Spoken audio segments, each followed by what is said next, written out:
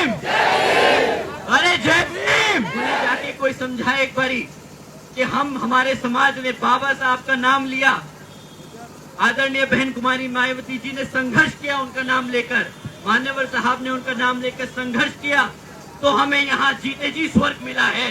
उनके भगवान के नाम की टी शर्ट और साड़ी पहनकर आजकल ढोंग कर रहे हैं, बाबा साहब के नाम पर राजनीति करने की कोशिश। हाथ के निशान पर वोट नहीं दबेगा, हाथ के निशान पर इन्हें हमारे समाज का वोट नहीं। अरे जय भीम। उत्तर प्रदेश की 4 बार रही मुख्यमंत्री, पूर्व सांसद और लाखों करोड़ों की धड़कन और हम सब की प्रेरणा स्रोत आदरणीय बहन कुमारी मायावती जी को भी तहे दिल से धन्यवाद बात करता हूं। पिछले सत्र में जो के गृह मंत्री जी ने अपशब्द कहे हमारे बाबा साहब के लिए, तो उसके लिए उनके सम्मान में आदरणीय बहन कुमारी मायावती जी के एक आवाज पर आप सब इतनी बड़ी संख्या में सड़कों पे उतरे, उसके लिए मैं आप सभी का तहे दिल से धन्यवाद करता हूं। साथियों, एक तरफ तो गृह मंत्री जी ने ऐसी टिप्पणी कर दी कि बाबा साहब की जगह अगर इतनी बार हम भगवान का नाम लेते तो स्वर्ग प्राप्त कर लेते।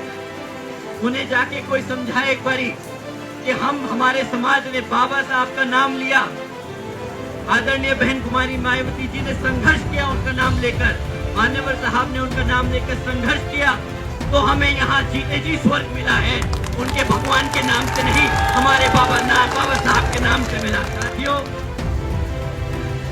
उसी के साथ साथ उन्होंने जिस बात पे टिप्पणी करी, ये कांग्रेस के लोग नीली टी शर्ट और साड़ी पहनकर आजकल ढोंग कर रहे हैं, बाबा साहब के नाम पर राजनीति करने की कोशिश कर रहे हैं। इनके पास अब और कुछ मुद्दे बचे नहीं।